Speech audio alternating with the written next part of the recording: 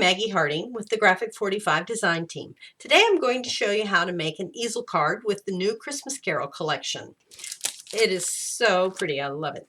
Anyway, I'm using the 6x6 patterns and solids pad, and I'm using the ephemera cards. I've selected this particular ephemera card, and I fussy cut it around here so that it looks like this. And from the Patterns and Solids pad, I'm using this page, this side of this paper, and I'm using this one. Okay, let's get started. Okay, for making an easel card, first let's do our base. Now I've already cut a piece of cardstock. This is kind of a cream cardstock, and it is 12 inches long and 5.5 inches wide. And we're going to score it at 6 inches.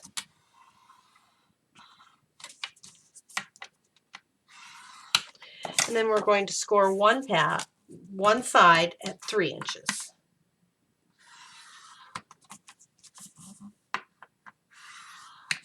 Okay.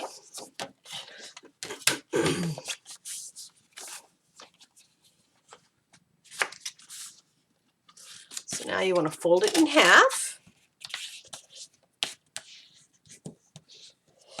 And then take where you scored it at 3 inches and fold that up. So this is what it looks like after you've folded it. Okay, you can set that to the side. And then you want to take this pattern paper and you want to cut this to 5.5 inches wide, which I've done already. And you want to ink around the edges if you want to. I'm using Color Box Graphic 45 Decades ink. This is Antique Moss, I believe. Yes. And I've already inked, but I think I'll add just a little bit more.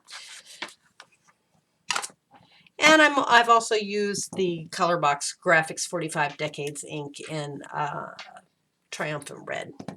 These colors go so nice with the Graphic 45 papers. I really love them. Okay, so let's start building our card. Now, I've already done some die cuts because I really like to use die cuts for layers. So what have I used here? This is a Spellbinders die. Looks like this. And it is the Gold Labels 4 die. And I've used another Spellbinders die here. And this is the Fleur de Lis squares.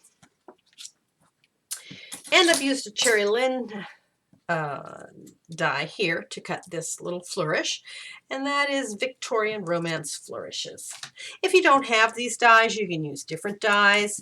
You could just cut a square. If you have some border punches, you could punch around the edges. You could cut an oval. You could just use a square, however you want to layer it. But I think the important thing to really make a pretty card that really stands out is to use some layers. Okay, so we're going to layer this up kind of like so. The first thing I'm going to do is glue this on.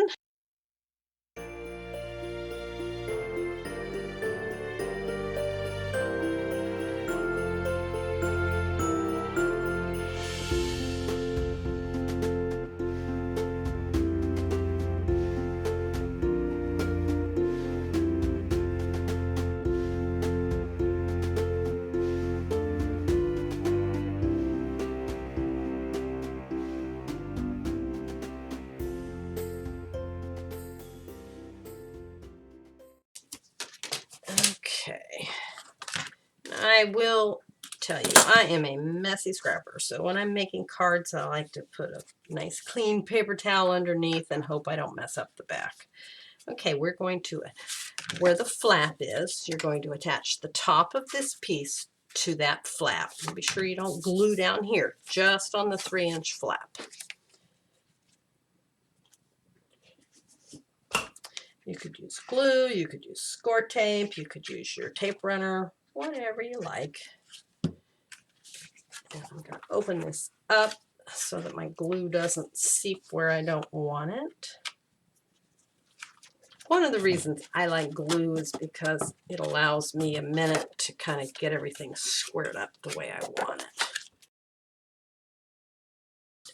Deal with a easel card is that you can display it like so. So let's see, let me move this. There. But what you have to do is you have to put something on the bottom that's going to hold the easel up. So I'm going to use this Merry Christmas here. Now for the inside of the card, I'm going to use another piece of the 6x6 pad, and I've already trimmed it to 5.5 by 6. I'm just going to glue it on the inside.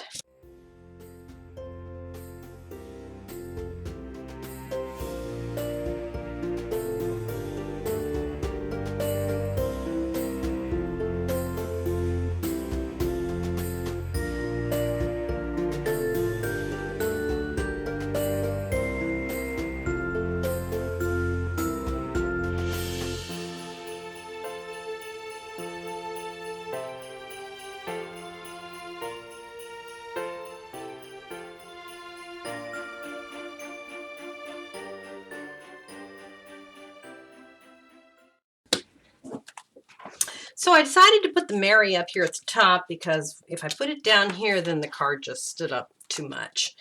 But now I've left this little space over here because I was kind of planning to put the Merry here, and this is not symmetrical anymore. So I made a little holly berry cluster, and I'm just going to put that right there just to kind of make it look like it was planned that way.